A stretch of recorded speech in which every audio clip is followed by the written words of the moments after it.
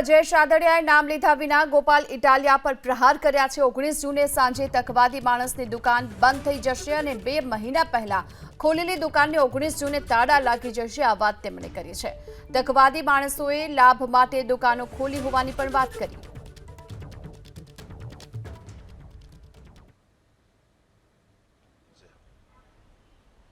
ઓગણીસ તારીખ સુધી આ બધું ચાલવાનું। 19 તારીખે સાંજે 6 વાગે જે 2 મહિના પહેલા દુકાનો ખુલી હતી ને 6 વાગે તાળું લાગવા જઈ રહ્યું છે।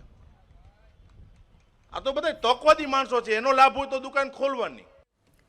કોંગ્રેસ ઉમેદવાર નીતિન રાણપરિયાએ ઉઠાવ્યો છે આયાતીનો મુદ્દો। નીતિન રાણપરિયાના ભાજપ અને આપ પર પ્રહાર।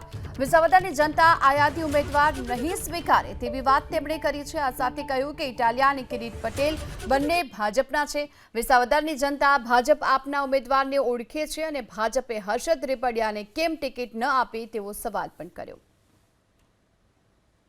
પક્ષ પલટો કરીને વયા ગયા છે, એ અત્યારે શું કઈ જગ્યાએ બેઠા છે, કેવી પોઝિશન છે, અત્યારે અફસોસ થાય છે, પણ હવે કોઈને કંઈ કહેવાય એમ નથી। બીજેપી એક આયાતી ઉમેદવાર ઉતાર્યો હતો, એની પાસે હર્ષદભાઈ ઉમેદવાર હતા જ, ખેડૂતના દીકરા હતા, ખેડૂતો માટે લડતા હતા। હવે આ જ બીજેપી આ જ ધંધો કરે છે કોંગ્રેસમાં। હા, મુખ્ય મુદ્દો આયાતી છે, બીજો મુદ્દો ખેડૂતો પરેશાન છે। ગોપાલભાઈને છેલ્લા 40 દિવસથી ખબર પડી કે વિસાવદરની જનતા, વિસાવદરના ખેડૂતો પરેશાન છે। ભૂપતભાઈ ભાયણી આમ આદમી પાર્ટીમાંથી જ જીતા હતા, ઝાડુના નિશાન ઉપર જ જીતા હતા। ભૂપતભાઈ વહી ગયા ને 1.5 વર્ષ થયા। ગોપાલભાઈને ત્યારે ખેડૂતો નો યાદ આવ્યા, અત્યારે આવ્યા ચૂંટણી આવી એટલે।